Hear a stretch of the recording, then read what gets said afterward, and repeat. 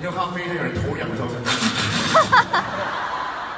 那打呼听起来是有点吵闹，但是当你们多相处之后，然后多有感情之后，其实没有你身边的人的打呼，然后会变得很寂寞。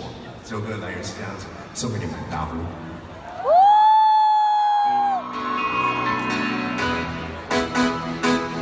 跟你讲是把前面的那个音乐开大声一点好不好？还有所有现场的朋友们，把音乐开到最大好不好？